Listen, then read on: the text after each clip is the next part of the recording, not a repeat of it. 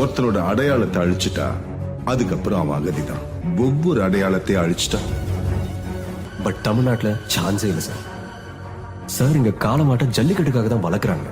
அது மட்டும் இல்லாம ஒவ்வொரு மாட்டையும் தன்னோட பெத்த புள்ள மாதிரி பாத்துக்கிறாங்க. எவ்வளவு காசு கொடுத்தாலும் விலை போக மாட்டாங்க சார்.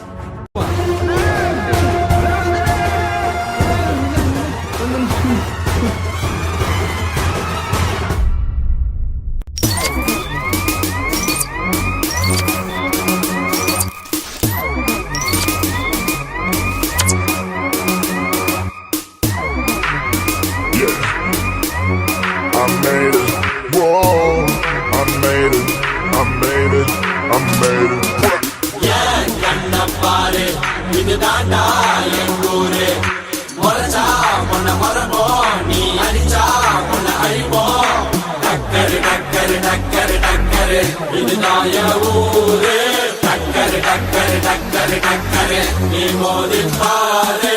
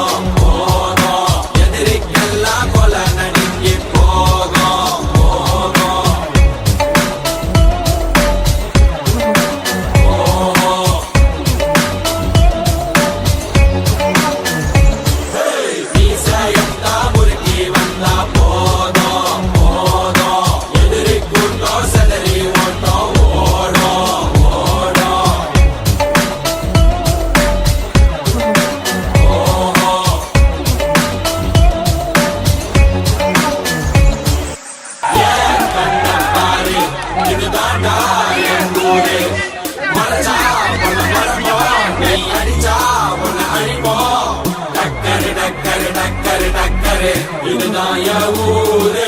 டக்கரு டக்கரு டக்கரு டக்கரு நீ மோதி பாரு. மாட்ட பெத்த புள்ளைய நினைக்கிறோம். இத கொடுமை செய்ய எப்படி மனசு வரும்?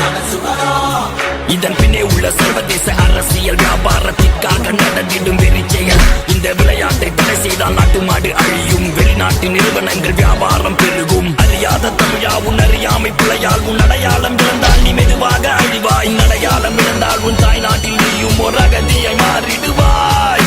இது மாட்ட பத்தின பிரச்சனை இல்லவா, நாட்ட பத்தின பிரச்சனைடா. நாட்டின் பொருளாதாரமே வீழும், நாமும் எடுக்கணும் பிச்சையடா.